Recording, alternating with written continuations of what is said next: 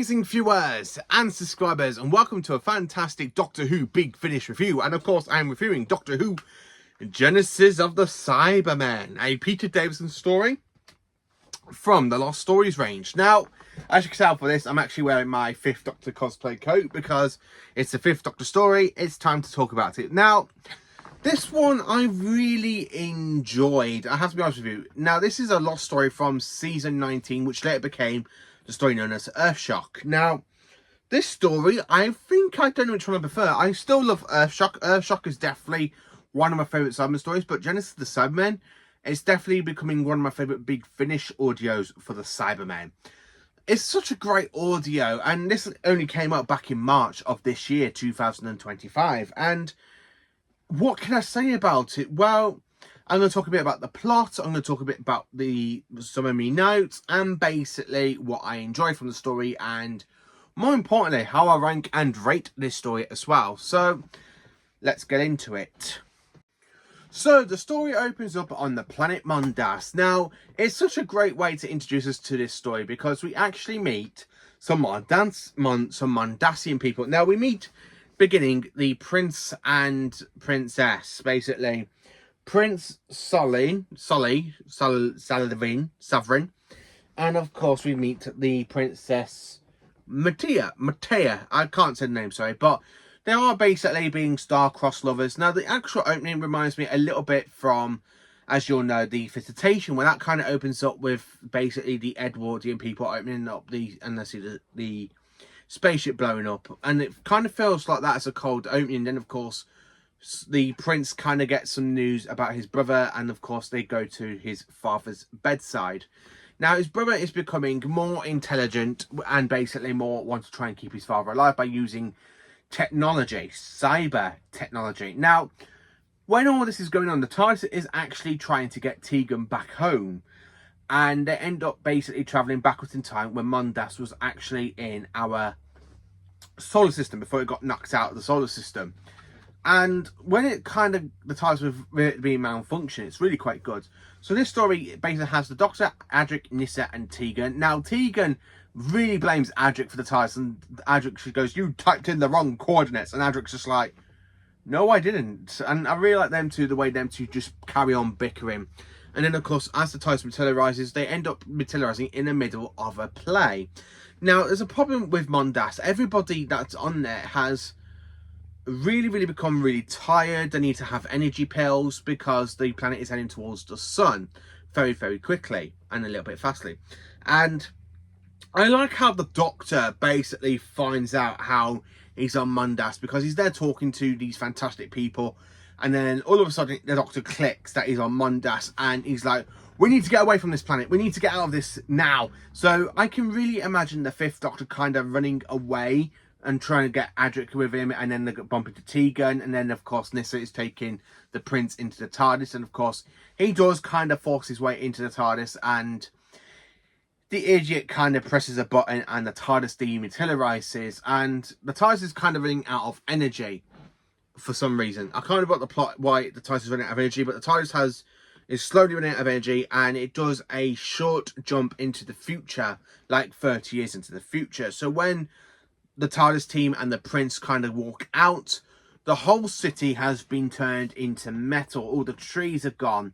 Now, his brother is alive with the queen, so they become king and queen. And basically, he is very obsessed with turning people into Cybermen. And he's ruling the fantastic planet Mondas. And I really like how it literally narrates, because it very much feels like Well Enough in Time and The Doctor Falls. It feels like that two-parter, but done a lot better.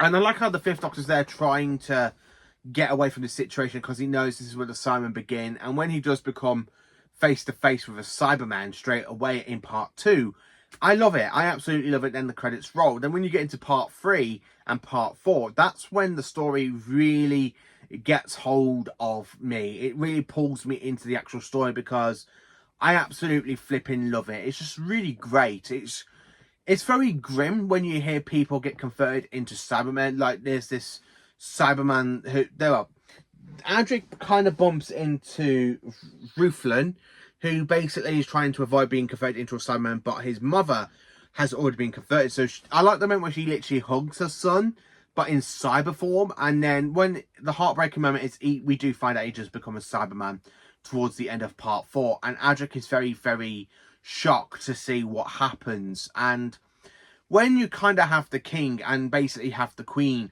they kind of have this bickering where Queen is basically saying, oh, the king's lost his mind, he's becoming more unstable, and basically they're trying to work out a way how to stop it from happening. But the king just becomes part of the Cybermen, and basically he becomes the cyber controller. So the cyber controller that we do meet in Tomb of the Cybermen and Earthshock is basically the king of Mondas, which is why I really love it, because I love the fact how it literally explains how the cyber controller comes about, and I really do love it for that one. I like how the Doctor helps the Mondasian people to get away from the Mondasians by using their spaceship, with the Cybermen kind of following them, and they kind of want to get their like trying to stop them so they can get in the spaceships and leave Mondas, because they know it's heading towards the sun. I like how basically the Doctor, Tegan, Nyssa, and Adric kind of help the Mondasian people. So the Doctor does kind of interfere a little bit, not as muchly, because the Doctor knows that Mondas is a fixed point in time. What happens on Mondas really does need to happen. I like how basically towards the end the Doctor basically helps the Mondasians escape. And then when they all go, are you coming with us? And they go, no, we have our own transport. And that's when they do go to the TARDIS, but then they are stopped by a few Cybermen. And the Cybermen do try to stop him, but as the rockets kind of basically take off and the rocket fuel kind of pushes Mondas away from the solar system. So it kind of explains how Mondas really drifts away from the Earth and gets into another part of the outer rim of the galaxy before it does come back into towards the Earth in 1986, as we all know from the 10th Planet. It's a really great way to tie it all up. Now, this story is full of callbacks. So the callbacks, we do have to Castrovalva, Kinder, Black Orchid. So it really kind of takes place in season 19. Well, it would have been. Which is why I really like those callbacks. Adric doesn't die in this story. So I really know Earthshock is basically Adric's last story. But they don't kill him off in this story, which is quite good. So we don't really see the death of Adric again, which is absolutely brilliant. The time jump, the 30-year time jump, is really great because that has happened in Doctor Who quite a few times. The Doctor basically landing on a spaceship or a space station and then takes off and then materialises back like in the Ark, which does really take place, and it really is great when they kind of do stuff like that. So the time jump's quite good. Now, Nicholas Briggs really captures the original Cybermen's voices. Oh, God, Cybermen, but yes, Cybermen. I really like how Nicholas Briggs really captures that moment and that just great classic voice from 1966. It really does. Now, again, he kind of did the Mondasian voice for Wonderful Time and the Dr. Falls, so it's really great, and I really love it. I honestly absolutely love this story because it really brings back the 10th Planet, the sign of the Cybermen, the voices. Oh, man, I can really tell by the voices. They are really going on brilliant. So the rest of the cast is brilliant. Peter Davison is on ball on this story. Now, this actually feels like a point towards the Castrovalva, the case of Androzani, because the case of Androzani is a really great Peter Davison story, and this kind of feels like it could have been in the top tier for Peter Davison stories. Actually, it might do in my list when I do a list of ranking all the 5th Doctor stories I've watched and listened to, and I really do enjoy it. The sound with the TARDIS is kind of malfunctioning. That's really good because I love the sound of the cloister bells and that with the TARDIS shaking. I really enjoyed that one. It's absolutely flipping brilliant. Adric talking to Nyssa. Really great bits as well. Like when Nyssa's talking about the loss of Traken, and I really like how Adric kind of talks around.